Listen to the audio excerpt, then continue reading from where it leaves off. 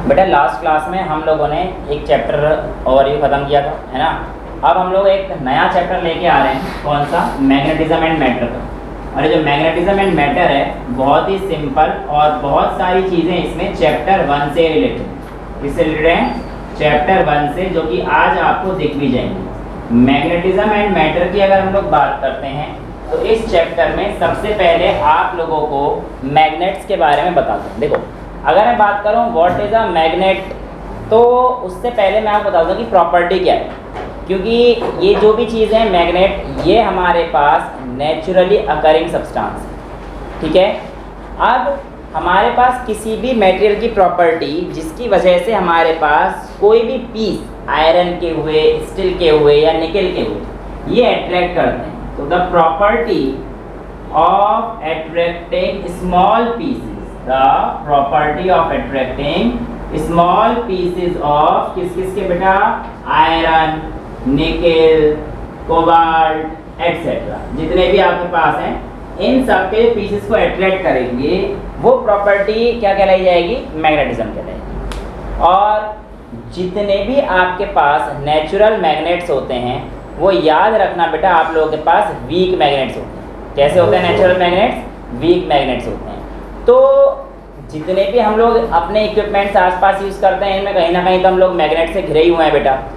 यानी कि अब हमारे पास मैग्नेट को स्ट्रॉन्ग बनाने की चुनौती आ गई है। अब अगर मैग्नेट को स्ट्रॉन्ग बनाया जाता है तो वो नेचुरल मैग्नेट से तो नहीं हो सकता, वो तो ठीक है। तो हम लोग क्या लेके चलते हैं बेटा? उसके लिए आर्टिफिशियल मैग्नेट लेते हैं। आर्टिफिशियल मैग्नेट किसी भी शेप की हो सकती है, कितनी भी स्ट्रेंथ आप उसके अंदर ला सकते हो बाय वेरियस फैक्टर्स। और उसमें सबसे पहला आप लोगों के पास आता है बार मैग्नेट। कौन सा आता है बेटा? Bar magnet. अब ये बार मैग्नेट क्या वाला है, कैसे है, क्या क्या करेगा, आइए। एक बार मैग्नेट हमारे पास simple straight north south pole वाला मैग्नेट, अगर आप इसको फ्रीली सस्पेंड कर देते हैं धागे से लटकाकर बार मैग्नेट को, तो वो अपनी डायरेक्शन कुछ इस तरीके से अलाइन करेगा कि it will indicate geographic north south. क्या इंडिकेट करेगा वो? ज्योग्राफिक नॉर्थ साउथ की डायरेक्शन में हमेशा वो अलाइन हो जाएगा। यानी कि अब freely suspended bar magnet will always point in north south direction. यहाँ तक चीज़ें क्लियर हैं? अब हमारे पास बार मैग्नेट से मैग्नेटिक फील्ड लाइंस कैसे निकलती हैं, इन चीज़ों को देखते हैं। देखो बेटा, जनरली पहले मैग्नेटिक फील्ड लाइंस के बारे में समझने की कोशिश करते हैं। मैग्नेटिक फील्ड लाइंस, MFL में शॉर्ट फॉर्म यूज़ कर रहा हूँ। मैग्नेटिक फील्ड लाइंस की अगर मैं बात कर रहा हूँ आप लोगों से, जो मिनी मिनीशिया खेल रहे हैं बंद कर दो, ठीक है। ये जो मैग्नेटिक फील्ड लाइंस मैं आप लोगों के सामने यहाँ पर लिख रखी है, इसमें हमारे पास क्या होती है, शुरुआत करते हैं। मैग्नेटिक फील्ड लाइंस एक्चुअल में हमारे पास इलेक्ट्रिक फील्ड लाइन से थोड़ी सी अलग प्रॉपर्टी शो करेगी। हम लोगों ने देखा था कि इलेक्ट्रिक फील्ड लाइंस हमारे पास कोई भी क्लोज लूप नहीं बनाते थे, लेकिन मैग्नेटिक फील्ड लाइंस इस बार हमारे पास क्लोज लूप बनाएंगे। तो सबसे पहला जो आपके पास प्रॉपर्टीज हैं इनकी, क्या है? They form close loop. Close loop. अब ये क्लोज लूप क्या है, कैसे, भी 2 मिनट में आपको समझ में आ जाएगा। पहले 2-3 प्रॉपर्टी पढ़ लेते हैं, क्योंकि ये सारी चीजें वो है जो हमने चैप्टर 1 में पढ़ी हुई हैं, इसलिए थोड़ी सी स्पीड भी थोड़ी सी तेज रहेगी। दूसरा हमारे पास है दे फॉर्म क्लोज लूप के बाद कि जैसे वहां पे थी, क्या 2 इलेक्ट्रिक फील्ड लाइंस कभी आपस में इंटरसेक्ट कर सकती थी? नहीं कर सकती थी। तो सेम प्रॉपर्टी यहाँ पर भी है, क्या कि 2 magnetic field lines can never intersect each other. Can never intersect each other.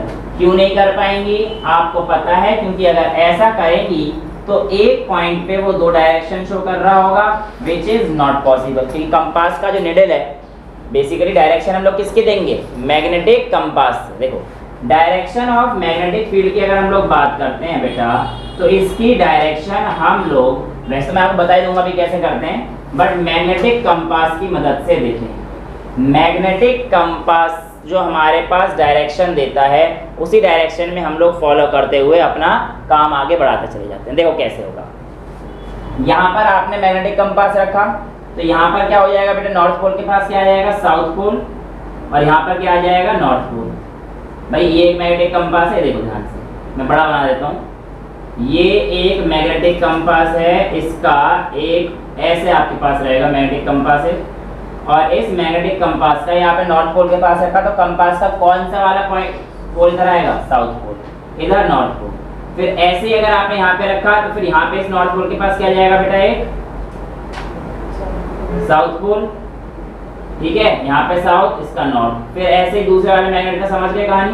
तो ऐसे करते करते करते करते करते करते करते करते हम लोग क्या पहुंचा देंगे यहाँ पर एक, वहाँ पे क्यों, वहाँ दूसरे पे, वहाँ पे बेटा साउथ, यहाँ पे साउथ नॉर्थ, इस मैग्नेट का ये वाला हो गया, मैग्नेटिक नीडल का ये नॉर्थ पोल हो गया, तो इस पे साउथ को अट्रैक्ट करेगा ना, उसके मैग्नेट क्यों बन रहा है। हाँ, इसकी वजह से जो हमारे पास मैग्नेटिक फील्ड लाइन ट्रेस करने का तरीका है, हम लोग बता तो देते हैं कि भाई सिंपल सी मैग्नेटिक फील्ड लाइन ऐसे बना दो, लेकिन ये बनी कैसे, मैंने आपको बताया। एक निडल को रखो, उसको देखो ये कहाँ तक रिफ्लेक्ट हुई, यहाँ पे हुई, फिर इस पोर्शन देखा, और बहुत सारी मैग्नेटिक निडल्स आएंगी तो वो आप लोगों को कैसी शेप देंगी, कुछ इस तरीके से शेप देंगी, ठीक है। और बेटा ये तरीका है आपको किसका बताने का, कि आपके पास मैग्नेटिक फील्ड लाइन। सब देखो यहाँ पे ये आया साउथ, यहाँ पे आएगा नॉर्थ, इसका साउथ, इसका नॉर्थ, इसका south north, south north, south north, south north, south north. तो देखो साउथ वाले के पास जो हमारे पास नॉर्थ हो गया, तो ये जो पूरा पैटर्न है मैग्नेटिक कंपास का जो रहेगा हमारे पास, ये क्या बताएगा हमारे पास कि इसकी मैग्नेटिक फील्ड लाइंस कैसे बनती है। क्लियर है बेटा। और they will always point in direction which is emerging from north पोल।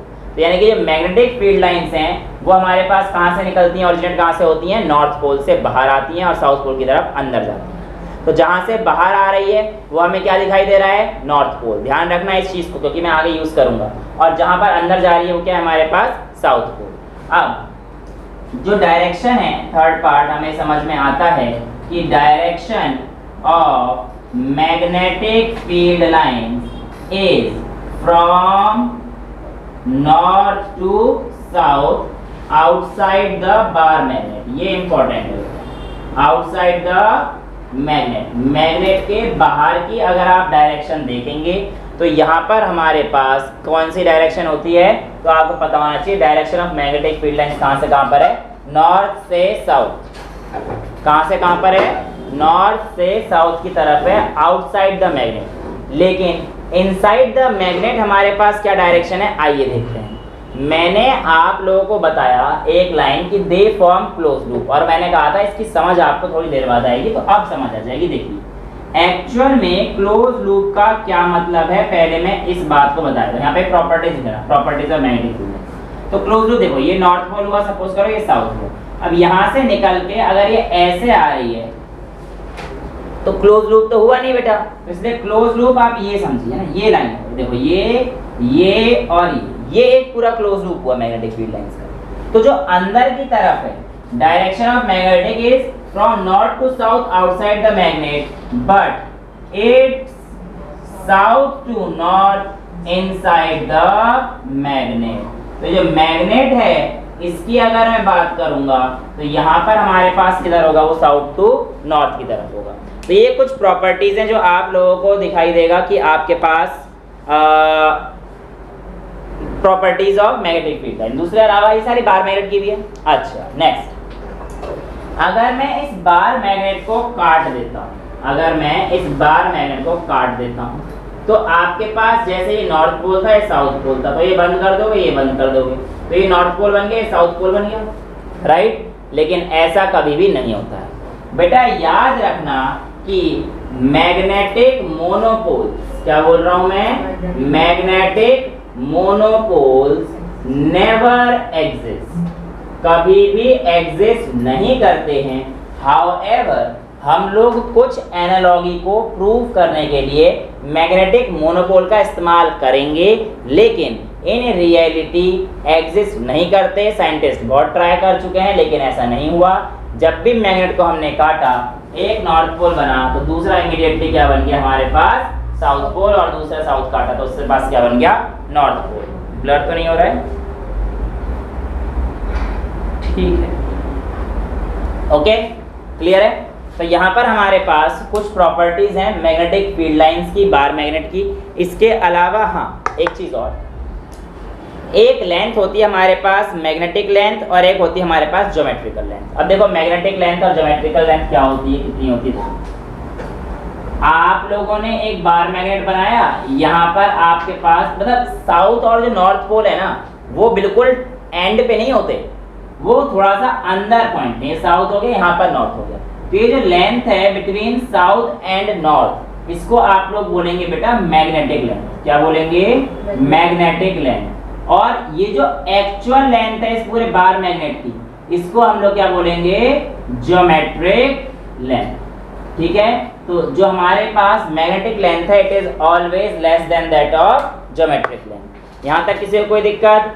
अगला जो हमारे पास आता है वो आता है कि अगर आप इस बार मैग्नेट के बिल्कुल पैरेलल एक लाइन काट दें ऐसे, तो ये बोली जाती है इसकी मैग्नेटिक एक्सिस। लेकिन इसी के विपरीत अगर आप इस मैग्नेटिक एक्सिस पर सेंटर से एक वर्टिकल लाइन बिठाकर डाल देते हैं तो उसे कहते हैं मैग्नेटिक मेरिडियन। ये हो गया मैग्नेटिक एक्सिस, ये वाली लाइन क्या होगी? Magnetic axis. और ये वाली जो लाइन होगी ये इसकी क्या हो जाएगी? Magnetic meridian. यहां तक किसी बच्चे को कोई डाउट है? नहीं है? आगे चल सकते हैं? ठीक है। अब जो हमारे पास टॉपिक है वो है स्ट्रेंथ ऑफ बार मैग्नेट। हम लोगों ने बार मैग्नेट तो पढ़ लिया है, अभी इसकी स्ट्रेंथ की अगर हम लोग बात करेंगे तो स्ट्रेंथ ऑफ बार मैग्नेट क्या है, कितनी है और कैसे निकाली जाती है, इस बात पर थोड़ी सी चर्चा कर लेते हैं। देखो बेटा, बार मैग्नेट का हमें मैग्नेटिक फील्ड समझ में आ गया, मैग्नेटिक फील्ड लाइंस की प्रॉपर्टी समझ में आ गई, किसी भी बार मैग्नेट से उसकी मैग्नेटिक फील्ड लाइंस कैसे बनानी है ये भी समझ में आ गई। अब मैं बात कर रहा हूँ कि इस बार मैग्नेट का जो स्ट्रेंथ है, कितना दम है इसमें, ये हम लोग कैसे निकालेंगे। तो जो आपके पास अगली हेडिंग आएगी वो आएगी स्ट्रेंथ ऑफ बार मैग्नेट। अब देखो, मैंने आप लोगों को एक चीज तो पहले ही क्लियर कर दी है कि आप लोगों के पास मैग्नेटिक मोनोपोल नाम की कोई भी चीज एग्जिस्ट नहीं करती है। लेकिन स्ट्रेंथ नापने के लिए मैंने बोला कुछ एनालॉजीज यूज करने के लिए हम लोगों को मोनोपोल कंसीडर करने ही पड़ेंगे। तो सबसे पहला उसमें कंसीडरेशन के लिए क्या आएगा? मैग्नेटिक स्ट्रेंथ क्या आती है, इसकी बात करते हैं। देखो बेटा, कुछ भी नहीं है, अगर आपको याद हो मैग्नेटिक मोमेंट, मैं इसको बोलूंगा स्ट्रेंथ को, क्या बोलूंगा? Magnetic moment. ऐसे ही हम लोगों ने डायपोल मोमेंट ही बोला था। एक डायपोल का डायपोल मोमेंट क्या हुआ करता था, अगर आपको याद हो, it is the magnitude of either charge into length, जो कि 12 ली थी हमने अपनी कैलकुलेशन सिंप्लिसिटी करने के लिए, चैप्टर 1। ऐसे ही बिल्कुल सेम यहाँ पर है कि आपके पास जो बार मैग्नेट है इस बार उसका mn अगर हमारे पास ये दे रखा है, यानी कि जो हमारे पास स्ट्रेंथ निकाली जाएगी वो कैसे निकालेंगे? Magnitude of one of the pole यानी कि m इंटू इसकी लेंथ, जो कि हमारे पास कितनी है यहाँ पर भी 2 है। तो जो स्ट्रेंथ है जिसको आप म्यू से डिनोट करेंगे या फिर m से डिनोट करेंगे, इसकी वैल्यू कितनी आ जाएगी? m इंटू में 12। ये आप लोगों के पास कहानी है जो कि आप लोगों को बताई है। ठीक है, आप यहाँ पर एक क्वेश्चन भी है, उस क्वेश्चन से पहले मैं आपको बताता हूँ। If the pole strength, pole strength क्या है? तो ये m जो है इसको हम लोग क्या बोलते हैं? Pole strength. ठीक है ना।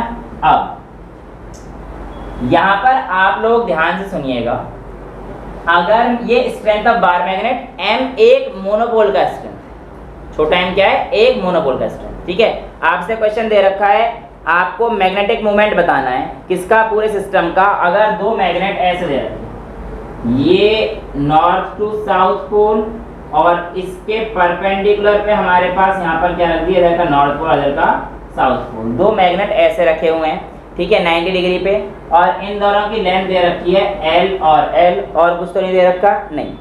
और इनका जो पोल स्ट्रेंथ है वो m ही है, यानी कि इसका पोल स्ट्रेंथ m। ठीक है, वो सब m।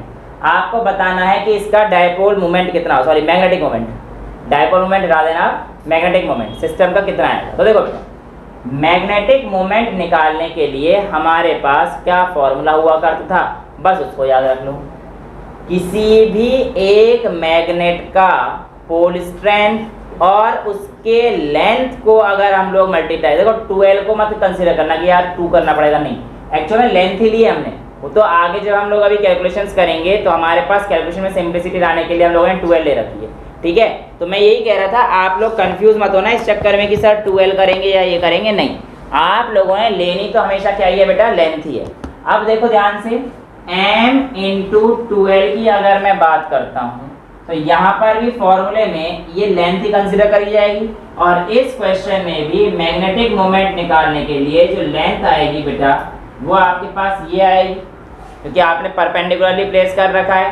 तो इसका मतलब आपके पास इसका म्यू या फिर m, जो भी आप बोलना चाहो, मैग्नेटिक मोमेंट, वो हमारे पास कितना आ जाएगा, अंडर रूट एल स्क्वायर, और जो भी वैल्यू हमारे पास आएगी ये आएगी एल स्क्वायर, नहीं एल रूट 2 आएगी ना नारायण को, L square plus L square 2l square हो गया तो एल रूट 2 आएगा। ये तो हमारे पास डिस्टेंस हो गया, और किसी भी एक मैग्नेटिक मोमेंट का मल्टीप्लाई कर, मैग्नेटिक पोल का मल्टीप्लाई कर, तो mu is equals to M L root 2 या रूट 2 ml, यही हमारे पास आपका आंसर भी आता है, ठीक है। Magnetic field, magnetic induction field या फिर मैग्नेटिक फ्लक्स डेंसिटी, तीनों ही चीज़ें एक ही हैं, कोई अंतर नहीं है। इनकी जो ऐसा यूनिट है वो क्या है बेटा, टेस्ला, क्या है, टेस्ला, ये मैं आपको पिछले चैप्टर में बता चुका हूँ, ठीक है। और एक टेस्ला में 1 न्यूटन एम्पियर मीटर होता है, 1 tesla is equals to 1 newton पर एम्पियर पर मीटर, ठीक है। इसके अलावा मैंने आपको इसकी और भी यूनिट्स बता रखी हैं, कौन कौन सी बता रखी हैं, एक तो वेबर बता रखी थी, है ना, और एक टेस्ला में 1 वेबर मीटर स्क्वायर पर मीटर स्क्वायर होता है, 1 tesla is equals to 1 weber पर मीटर स्क्वायर। इसके अलावा मैंने आपको गॉस और उसमें रिलेशन बताया था CGS यूनिट में, तो आपके पास क्या होती है, एक गॉस में 10 की power -4 tesla, 1 gauss is equals to 10 की पावर -4 टेस्ला। ये छोटी मोटी चीज़ें आपकी बुक में भी दे रखी हैं, है ना। और strength of magnetic field is also known as magnetic field, भाई जो उसकी स्ट्रेंथ है वही मैग्नेटिक फील्ड है। कैसे, मैग्नेटिक फील्ड क्या है, पहले इस चीज़ को समझ लिया। मैग्नेटिक फील्ड है the area up to which the effect of magnetic field magnet can be felt, वो एरिया जहाँ पर आप मैग्नेट के इफेक्ट को फील कर सकते हो, वो आपके पास क्या है, मैग्नेटिक फील्ड। तो बेसिकली वो उसकी स्ट्रेंथ ही तो बता रहा है ना बेटा, कि किस जोन तक, किस वैल्यू तक आप उसकी मैग्नेट को या उसके मैग्नेटिक पावर को फील कर सकते हो, तो वही स्ट्रेंथ होगी। तो स्ट्रेंथ को भी आप लोग क्या बोल सकते हैं, मैग्नेटिक फील्ड, ठीक है। यहाँ तक कोई दिक्कत नहीं। अब जैसे हम लोगों ने चैप्टर 1 में कूलाम्स लॉ पढ़ा था, यहाँ पर भी कूलाम्स लॉ है, तो coulombs law between the magnets जो हमारे पास आएगा, दो मैग्नेटिक पोल के बीच में, इनके बीच में, वो कितना आ जाएगा भाई, magnetic force is directly proportional to product of magnitude of their pole strength and inversely proportional to the square of distance between them. यहाँ पर F हटाओगे, K आएगा, mm/r², K की वैल्यू आप लोगों को अच्छे से पता है, तो आपके पास ये जो फोर्स है, मैग्नेटिक फोर्स जो आप इस्तेमाल करेंगे, वो आप लोगों के सामने इतना आ जाता है, ठीक है। यहाँ तक किसी बच्चे को कोई डाउट नहीं है। अब आपके पास बोला जाता है कि एक स्मॉल जो कॉइल है, small current carrying coil behaves as magnetic dipole. क्या बोला इसने, a small current carrying coil behaves as magnetic dipole। अब कैसे है, आइए चेक करते हैं। देखो, एक स्मॉल करंट कैरिंग कॉइल कैसे आपके पास, a small current carrying coil behaves as magnetic dipole। Okay, now let me tell you some interesting story with the help of, not a story, एक ideology with the help of this card. Let's say आपके पास एक small current carrying coil, ये आपके पास वो coil हो गई, ठीक है। अब ये कॉइल मैंने यहाँ पर इस तरीके से ड्रॉ कर दिया, ये समझो ऐसे रख दिया, ठीक है। अब इसमें लेट्स से करंट मैंने ACW घुमा दिया, एंटी क्लॉकवाइज घुमा दिया है, तो करंट ऐसे जा रहा है, करंट ऐसे जा रहा है। अब अगर मैं इसमें राइट हैंड थंब रूल लगाता हूँ, थंब से पकड़ता हूँ in the direction of current, तो जिधर मेरी फिंगर्स कर्ल हो रही हैं वो मेरा मैग्नेटिक फील्ड बताएंगी। यहाँ पर देखो इस लूप के इधर ऐसे करंट जा रहा था, हम मैंने कर लिया है, इधर की तरफ से करंट अंदर जा रहा है, एंटर कर रहा है, और अपर सरफेस से करंट बाहर आ रहा है। दिख रहा है, समझ आ रहा है भाई? ऐसे लूप रख लिया, करंट एंटी क्लॉकवाइज जा रहा है, thumb in the direction of current, तो फिंगर्स को कर्ल करूंगा तो क्या देंगी मेरी मैग्नेटिक फील्ड। तो मैग्नेटिक फील्ड इस तरफ जो इसके पीछे है ना, अगर ऐसे पकड़ूंगा तो ये लोअर साइड या अपर साइड, तो यानी कि ये लोअर साइड या अपर साइड मान लेते हैं। तो पीछे की तरफ एंटर कर रहा है और इधर की तरफ से क्या आ रहा है, बाहर आ रहा है। यानी कि कुछ एक पॉइंट पर देखो, जैसे यहाँ पे करंट गया, इस एलिमेंट को इन्हें पकड़ लिया तो क्या करेगा, यहाँ से जाएगा और यहाँ पे आ जाएगा। भाई यहाँ से निकला, ये देखो ना ऐसे ये जा रहा है, छोटा सा बना रहा है, तो कुल मिला के देखो ध्यान से, इस पॉइंट पर ये सर्कुलर लूप बनेगा। इसमें एंटी क्लॉकवाइज जा रहा था, देखो ना इस पॉइंट पे बना रहा हूँ, यहाँ से ये गया तो ये कैसे घूमेगा, ऐसे घूमेगा, तो इस पॉइंट पे तो क्लॉकवाइज घूम रहा है, इस पॉइंट पे जो मैग्नेटिक फील्ड है वो क्लॉकवाइज है। समझो जरा बात को, ये करंट जो आया इसे मैंने एंटी क्लॉकवाइज दिया, पर इसमें जो मैग्नेटिक फील्ड की डायरेक्शन है वो कैसी बन रही है, हो गया ना काम उल्टा। समझ में आ गया कैसे? देखो ध्यान से जरा, ऐसे मैग्नेटिक घूम रहा था, थंब को रख लिया, अब ये ऐसे जा रहा है, यानी कि ये इसमें जो मैग्नेटिक फील्ड घूम रही हो इस पॉइंट पे नीचे से आ रही होगी ऐसे, फिर ऐसे, ये ऐसे जा रहा है। समझ में आया? यहाँ से मैग्नेटिक फील्ड ऐसे पकड़ा था हम, ये करंट जा रहा था इधर इस पॉइंट पे ऐसे, ये क्लॉक है, हाँ तो उल्टा, यानी एंटी क्लॉकवाइज घूम रहा है, 2D है, एंटी क्लॉकवाइज करंट घूम रहा है, तो इस पॉइंट पे जो मैग्नेटिक फील्ड आया उसका है ना, तो मैग्नेटिक फील्ड ये आएगा। सिमिलरली इसके बाहर इधर थोड़ा बड़ा गोला बन जाएगा, इसके बाहर और बड़ा गोला, मतलब समझ रहे हो, यहाँ पे छोटा गोला बना, यहाँ बड़ा बनेगा, यहाँ बड़ा बनेगा, यहाँ बड़ा बनेगा, तो इसके बाहर क्या बनेगा, मेरे पास बड़ा गोला, और इसकी डायरेक्शन भी हमारे पास होती है, तो मैं समझ में आ गया होगा। इसके बाहर लूंगा तो और थोड़ा सा बड़ा गोला बन जाएगा। चल ये कहीं तो समझ में आ। अब जरा इस पोल की तरफ देखो, ये पोल खत्म, अब ये वाला पोल, इस पोल पे करंट कैसे जा रहा है हमारे पास, ऐसे ही जा रहा था, लेकिन इस बार देखना जरा भाई, ऐसे जा रहा था ना, ऐसे ये चल रहा है।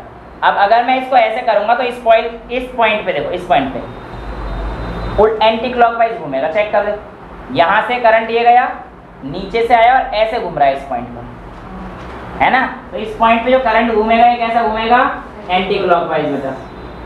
ये कुछ चीजें हैं जो आपके बुक्स में डायग्राम बना देते हैं, पर थोड़ा सा एक्सप्लेन नहीं होता, आई होप आपको अब समझ में आ गया होगा। अभी एंटी क्लॉकवाइज बनाना है तो देखो ये ऐसे, और समझ में आ रहा है ना।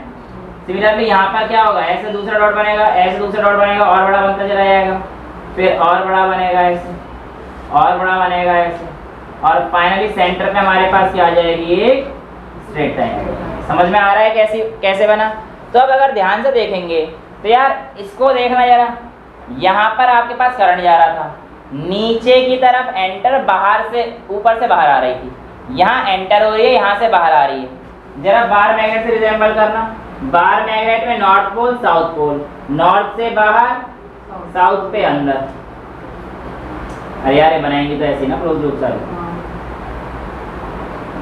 डायरेक्शन है सारी क्लोज लूप, ठीक है। नॉर्थ से बाहर, साउथ पे अंदर, नॉर्थ से बाहर, साउथ पे अंदर, नॉर्थ से बाहर, साउथ पे अंदर, ऐसे साउथ पे अंदर, नॉर्थ से बाहर। समझ में आ रहा है?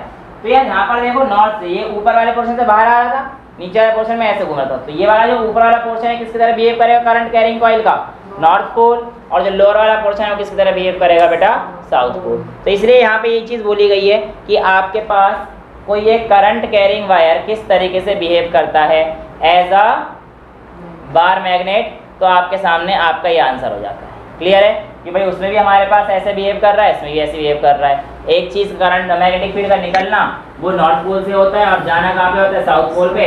तो यही चीज़ हमने आपको लूप की मदद से भी दिखा दी। यहाँ तक किसी बच्चे को कोई डाउट? एक टॉपिक था जो पिछली बार रह गया था, अगर आपको याद हो, बोर मैग्नेट्रॉन वाला, और मैंने कहा था कि जब एटम आएगा तब पढ़ा दूंगा, लेकिन टॉपिक ने अगर इतना परेशान कर दिया कि भैया हर जगह आ ही रहा है तो हमें वो कराना ही पड़ेगा। तो अभी मैं जो है आप लोग, क्योंकि देखो जो आपका पिछला है वो यूज़ तो होगा।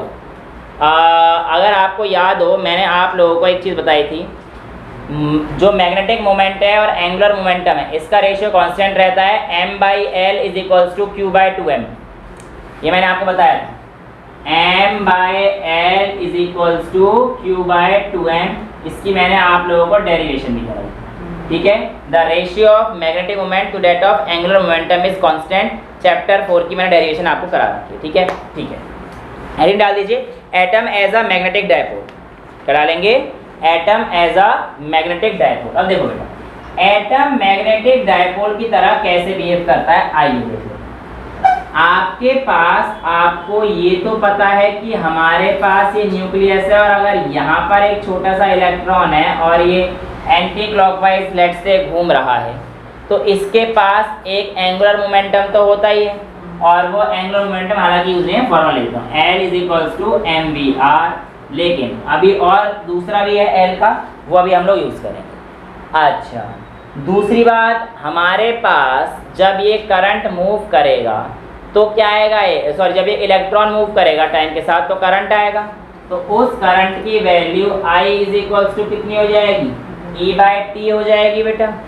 अब E यहाँ पे क्यों है ना, EF मतलब नहीं बेटा, हाँ अच्छा EF, हाँ ठीक है, मतलब आपने 1/T को F लिख दिया, हाँ ठीक है, मेरे को वो नहीं करना, मेरे को तो और कुछ चीज़ें भी लानी है। तो I is equals to E/T की वैल्यू देखो, time period of revolving electron, ये मैं आपको करा चुका हूँ। T is equals to 2πr/v आएगा भाई। अब जो भी रेडियस होगा इलेक्ट्रॉन तो आपको दे रखा होगा, तो E/2πr/v, यानी कि हमारे पास ये हो जाए भाई। अपॉन में अगर डिवाइड होता है तो ऊपर पहुंच जाता है, अपॉन में अगर मल्टीप्लाई होता है तो वो नीचे रहता है, ऐसे याद रखना, ठीक है। तो इसलिए v कहाँ पहुंच गया, ऊपर पहुंच गया। तो I is equals to E into v upon 2πr, यहाँ पर आ गया। 1/T वैसे तो फ्रीक्वेंसी है, इस बात से तो मुझे कोई मतलब है। अब मैंने आप लोगों को एक दो चीज़ें बताई थी, मैग्नेटिक मोमेंट हमारे पास क्या होता है, तो सर आपने बताया था मैग्नेटिक मोमेंट होता है करंट टाइम्स द एरिया। पिछले चैप्टर में मैंने आपको मैग्नेटिक मोमेंट से इंट्रोड्यूस करा दिया था, और मैग्नेटिक मोमेंट हमारे पास क्या होता है, करंट टाइम्स द एरिया। आई क्या है हमारे पास, करंट, और आई की वैल्यू क्या है बेटा मेरे पास, EV/2πr। तो यहाँ पर आपके पास आ जाएगा EV/2πr, m is equals to EV/2πr। और ए की वैल्यू कितनी है बेटा हमारे पास, सर्कुलर लूप है तो पाई इंटू आर का स्क्वायर, एक आर से एक आर गया, पाई से पाई गया। तो जो आपके पास मैग्नेटिक मोमेंट आया वो कितना आया, EVR/2। पहले तो यहाँ तक बताइए आपको मैग्नेटिक मोमेंट समझ में आया कि नहीं आया, क्लियर है। अब आप लोगों को एक चीज़ पता है कि हमारे पास जब भी इलेक्ट्रॉन घूमता है तो रेशियो ऑफ m/l कांस्टेंट रहता है, और अगर ये m/l कांस्टेंट है तो ये E/2m के इक्वल आ जाएगा बेटा। भाई इलेक्ट्रॉन क्यू की जगह पर क्या आ जाएगा हमारे पास, इलेक्ट्रॉन आ जाएगा। तो यहाँ से आप मैग्नेटिक मोमेंट को E/2m टाइम्स ऑफ L भी लिख सकते हैं। यहाँ तक किसी बच्चे को कोई डाउट है? नहीं। अब यहाँ पर आप लोगों का बोहर मॉडल्स काम आता है। जो बोर साहब थे उन्होंने कहा था केवल ऐसी फिक्स्ड स्टेशनरी ऑर्बिट पर ही इलेक्ट्रॉन के पाए जाने की संभावनाएं हैं जिनका आपके पास एंगुलर मोमेंटम L बराबर NH/2π के समीकरण में रहेगा, यानी कि इस वैल्यू को ओबे करेगा। अदरवाइज आपके पास ऐसी स्टेशनरी फिक्स्ड ऑर्बिट नहीं होंगी जो इस वैल्यू को ओबे नहीं करती। तो इलेक्ट्रॉन उन्हीं स्टेशनरी फिक्स्ड ऑर्बिट में पाया जाएगा which is an integral multiple of NH/2π।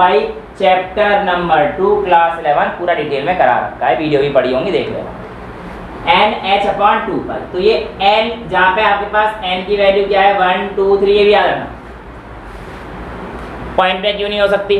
तो भैया क्लास 11 की NCERT केमिस्ट्री की चैप्टर 2 बहुत अच्छी एक बात बताती है कि भाई साहब आप लोग मुझे बताओ, आधे आधे की बात कर रहे हो।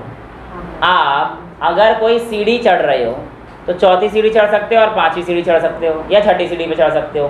क्या 4.5 सीढ़ी पे चढ़ के अपने आप को कह सकते हो कि हाँ भाई मैं 4.5 सीढ़ी पे हूँ? अब तुम कह दो कि सर मेरा चौथे पे आधे पे मेरा पैर हवा में है, वो बातें जो तुम्हारे दिमाग में चल रही हैं ठीक है, थियोरेटिकली अज्यूम करने के लिए तुम्हारी बातें मैंने मान ली, है ना, तो दिमाग में तो यही आ रहा होगा बेटा। लेकिन कोई बात नहीं, वो नहीं है ना, मतलब अगर आप सीढ़ी को डिफाइन करोगे तो आप किसी से कहोगे कि हाँ भाई 4.5 सीढ़ी पे हूँ, पढ़े रहे। m is equals to e by 2m into L, और l में मैंने आपको बताया था 3 या 4 सीढ़ी हो सकती है, फिर बीच की हो सकती है, इसलिए n की वैल्यू 1 2 3 4 रहेगी।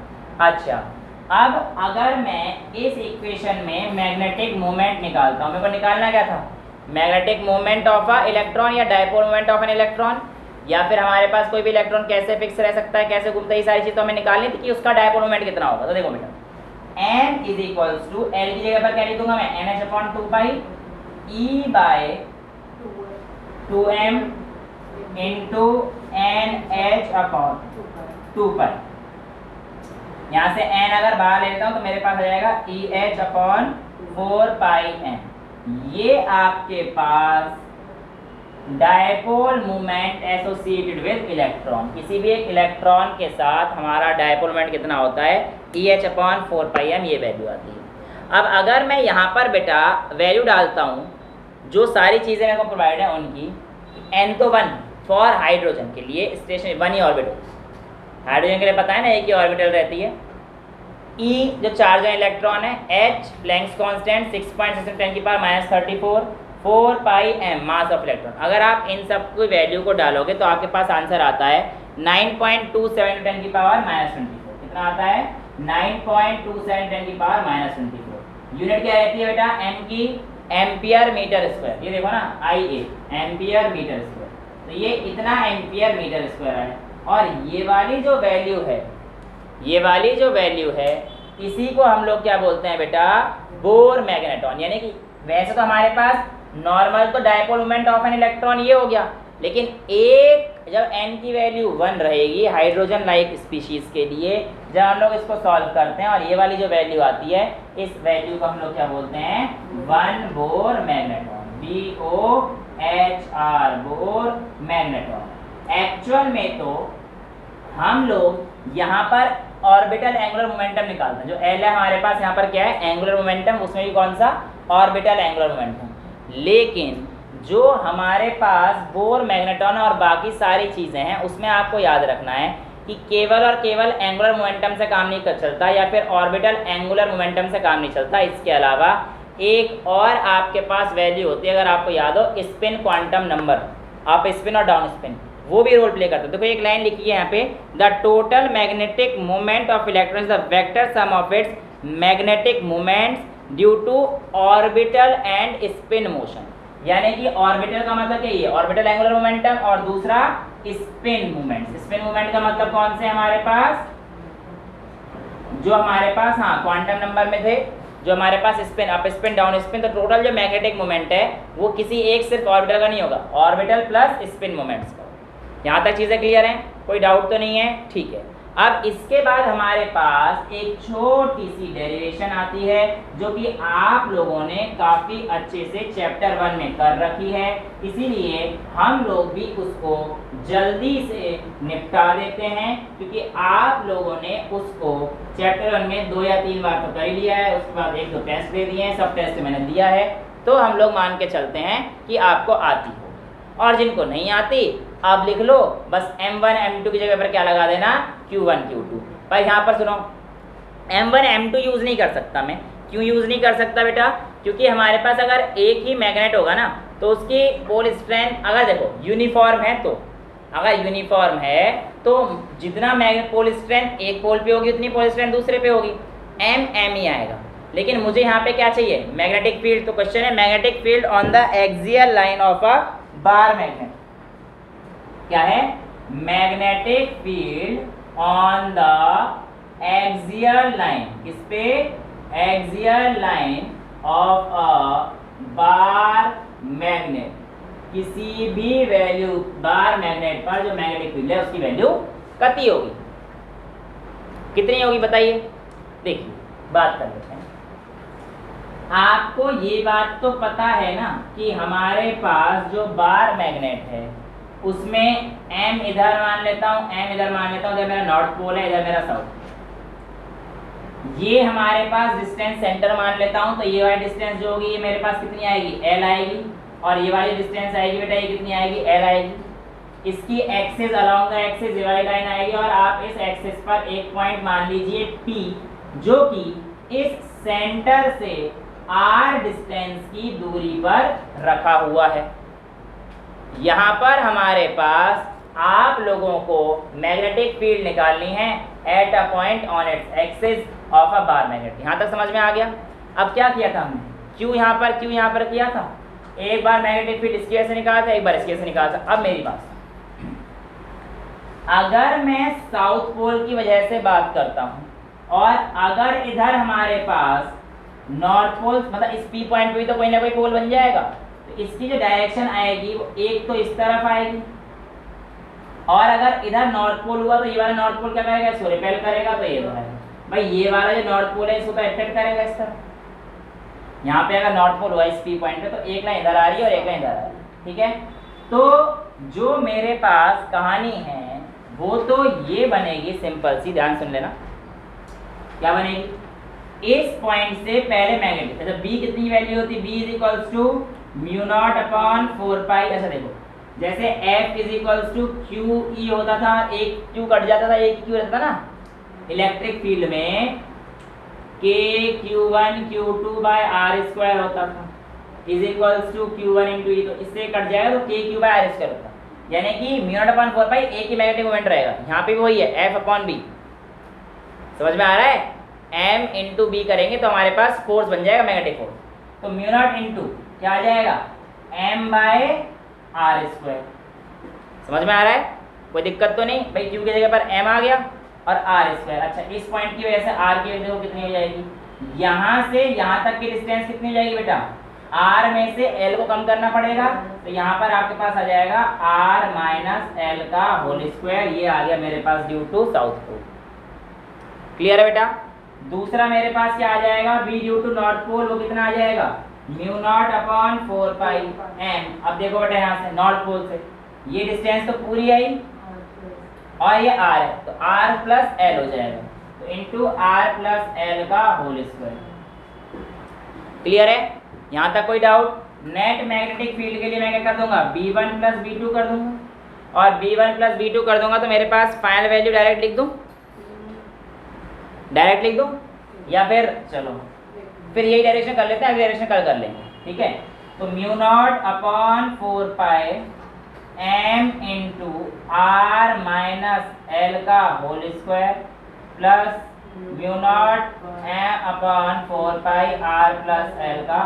देखो वैसे mu nought M upon 4 pi तो बाहर ले लीजिए, यहाँ सॉल्व करते हैं। Mu not upon 4 pi into M तो बाहर ले लीजिए, और यहाँ बचेगा आपके पास 1 अपॉन R माइनस L का whole square plus 1 upon R plus L का होल स्क्वायर, राइट।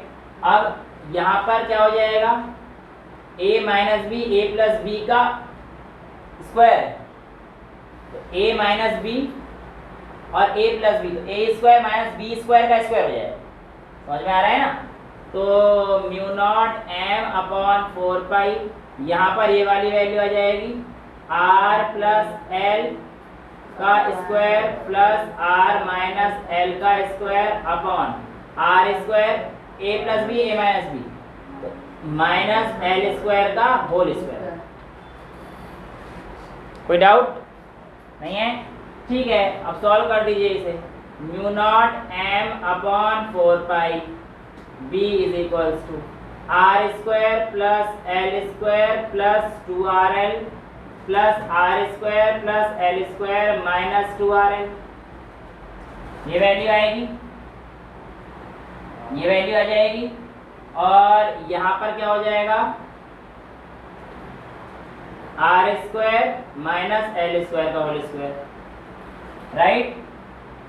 तो हमारे पास कितना आएगा, 2R square plus 2L square, ये 4RL आना चाहिए, है बेटा। एक नहीं 4RL आएगा, हमने गलती कर दी है, बड़े में से छोटे को माइनस नहीं किया है।